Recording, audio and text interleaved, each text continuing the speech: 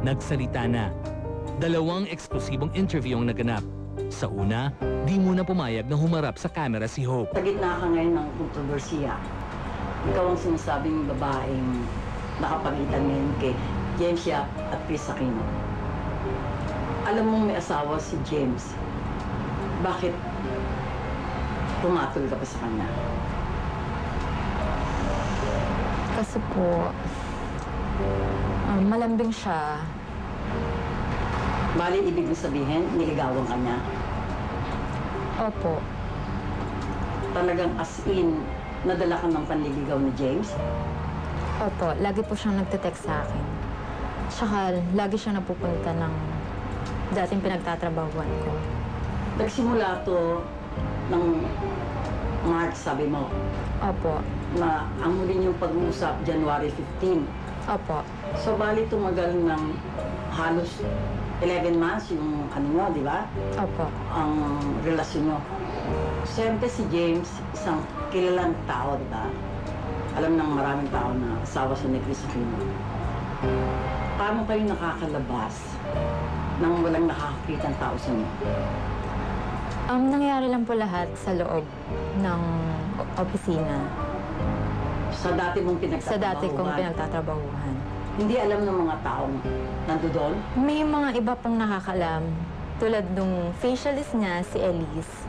At saka yung scrubber niya, si Mitos. So, si Elise Bale ang reach yung dalawa ni James. Opo.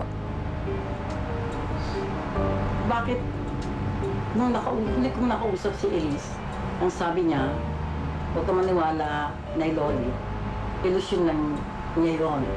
Hindi daw, ikaw daw ang in love kay James, stalker ka ni James, tsaka talagang fatal attraction ka kay James. Hindi po totoo yun. In the first place po, alam ni Elise na hindi ko type si James. At may asawa na siya. Tapos alam niya, kada punta doon ni James, alam niya kung ano nangyayari sa amin dahil nagpapakwento siya. Gaano kadalas magpunta si James doon? Once a week. Every Monday. Bakit pag Tuesday, Wednesday, Thursday, Friday, hindi na kayo nakikita? Hindi na po. Pero puro text or tawag. Nag-uusap kayo. Opo. Paano siya nakaka-text sa'yo? Pagka wala siya sa tabi ni Kris o kahit nandun si Kris, nakakapag-text siya sa'yo? Minsan po katabi niya daw si Chris.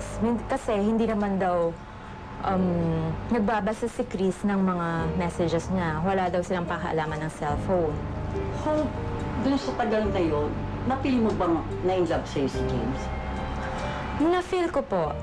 Kasi lagi siyang Pero nagtitext. once a week lang kayo nakikita. Na-in-love ka naman kay Na-in-love James. po ako talaga sa kanya. Ang naging kasalanan ko lang po, yung nagmahal ako. Hindi, ngayong moment na to na nalaman ni James na nawalan ka ng trabaho, na ganyan nga, nangyayari na yung ganyan sa ano. Hindi man lang ba siya ngayon nag-attempt na tawagan ka? Hindi po. Wala mo lang suporta galing sa kanya? Wala po. Halimbawa, tumawag siya sa'yo. Ready ka pa rin? Mahal mo pa rin ba siya? Mahal ko po siya. Sa pagbabalik ng kwento ni Hope, ang kanyang mensahe kay Mrs. James Yap.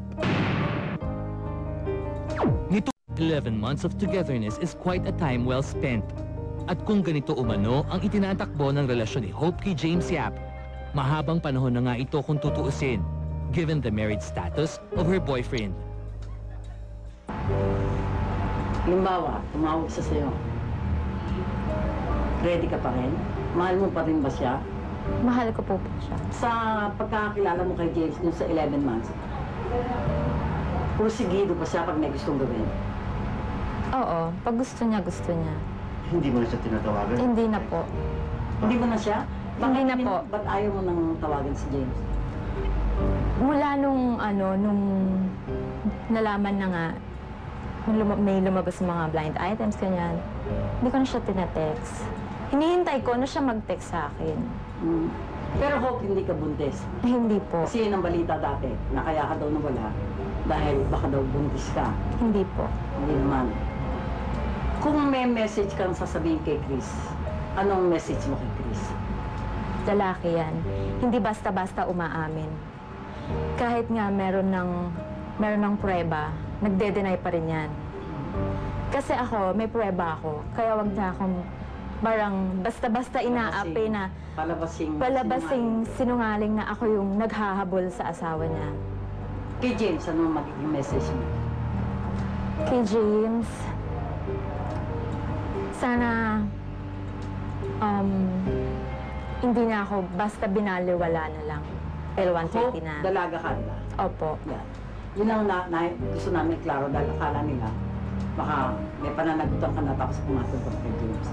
Wala po. Tapos, Tapos yun, ipagkita siya sa akin, namimilit na magkita kami. parang feeling mo in love na in love siya sa'yo. Hindi naman in love na in love. Siguro may nararamdaman siya. Sa ikatlong bahagi ng kwento ni Hope, isang pakiusap mula sa kanya. Na kanino nga ba ang paghuhusga? Abangan, susunod na.